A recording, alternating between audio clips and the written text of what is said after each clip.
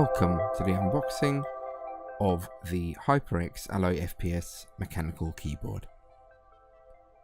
On the front we can see the imaging and branding of the keyboard. At the bottom we can see the contents.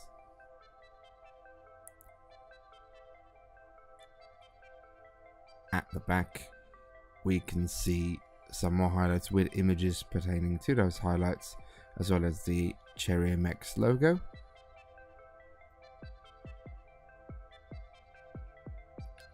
And the HyperX brown logo as well.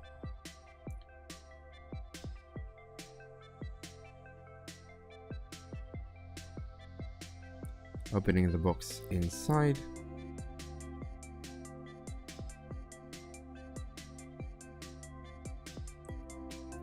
we can see the HyperX carry case.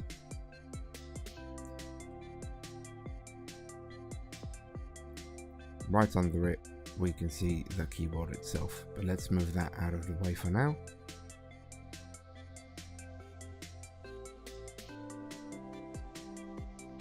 See some keycaps, which seems to have been already opened, this being a review sample, and also a key removal tool.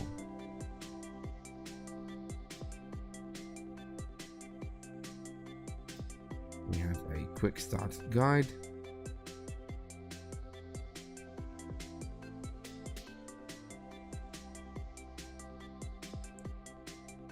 the detachable USB cable,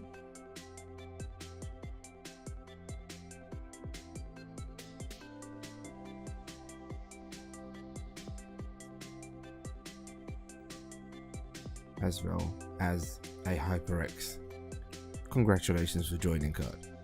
Nothing else in this box, which leaves us with the keyboard itself.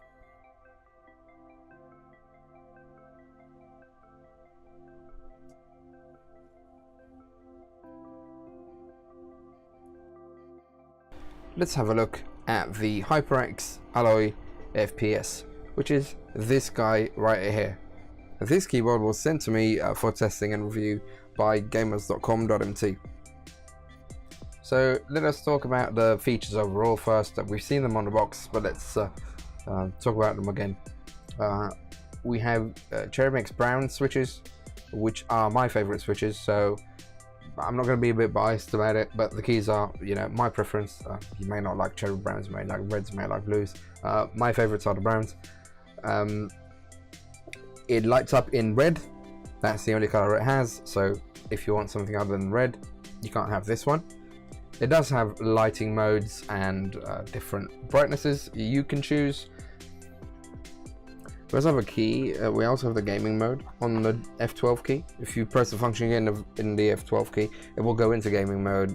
Gaming mode pretty much gives you 100% anti-ghosting and N key rollover, so you can have any combination of keys you want without having any issues whatsoever. This keyboard does not have any macro capability. It does have some media keys which you can access through the function key, but that's about it. It is made to be portable. That's what the aim of this keyboard is, and everything about it is thought for it to be portable. Some things we can see. First of all, we can remove the cable, and this is our keyboard right here. So as you can see, it's quite small. It's quite plain, but it is quite solid. This is because it is built on a solid steel frame. You can see very minor flexing on it. It is very strong.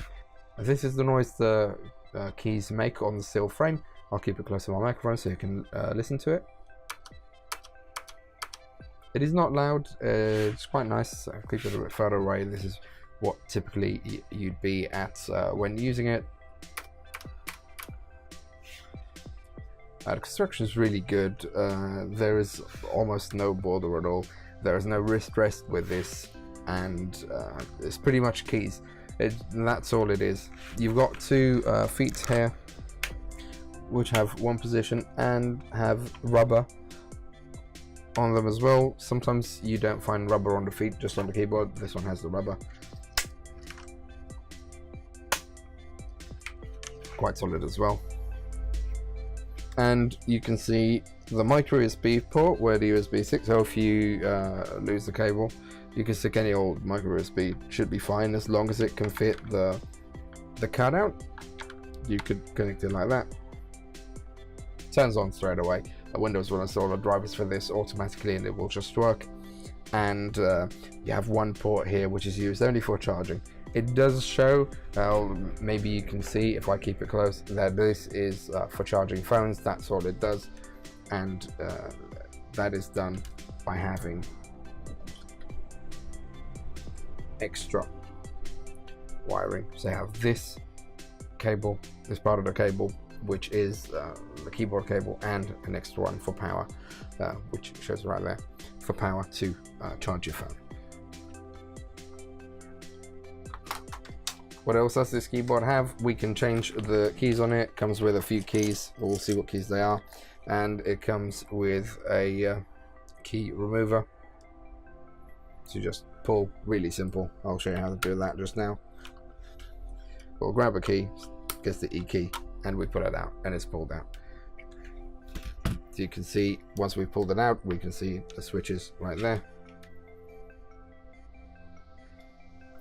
And the set of keys we have are 4 number keys. So you have 1, 2, 3, and 4, which are normal but just colored in red. So that's the 1, 2, 3, and 4. I'll show you in a second.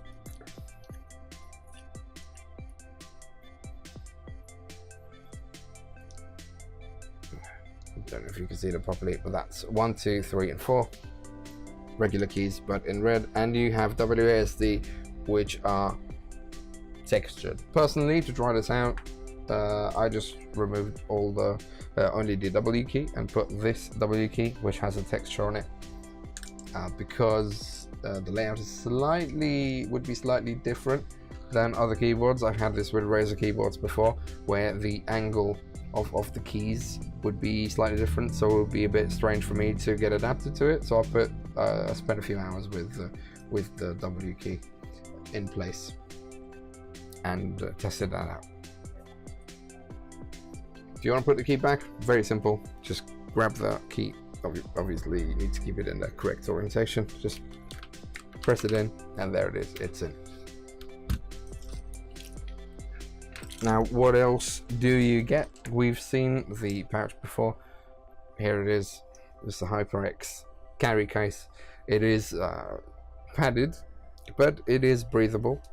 The keyboard will fit right in. So if I grab the keyboard, it is not tight, so you can just, slide it in, no problems, hassle-free. Just tighten it up, and you're ready to carry it. You also have the pouch at the back. You open this,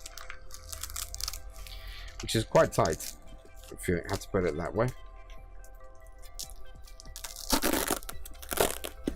It is quite strong Velcro, but you get to put your cables there. It is less tight when you don't have the keyboard in, but you can put your cable there and your keycaps if you want to carry the keycaps with you, maybe something else, and you're ready to carry it without a worry that it's going to get hit. And because it's solid steel, I wouldn't even be worried that it's going to bang on something and break. It is quite strong. I was quite impressed with the build quality myself. I've been using this keyboard for just over a week now. My keyboard of choice currently is a Corsair K95 with brown switches. She's just right here. So I have the switches which are comparable. But to be honest, if it weren't for the colors I get, because I'm quite strict to my color schemes, I like to keep the color scheme. If it weren't for that, and for the fact I use macro keys, I'd gladly use this day to day. I don't have any issues with this keyboard whatsoever. At the end, what does this keyboard cost you can find it around Europe for anywhere around 100 and 120 euros. For the price and what keyboards I've seen around the price, I think this is one of the best options. It is an amazing option if you're traveling, or if you want an extra keyboard you can tuck away somewhere, or if you do a lot of traveling, if you go to LAN parties. This is the keyboard to buy. It is durable, it is meant to be carried around. I can't really complain about it. That's how good it is. I can't complain, and I usually find a lot to complain about. I can't complain about this. It's just the colors I would change, and maybe a few macro keys, but it's a good keyboard. If you're looking for something like this, I would recommend it.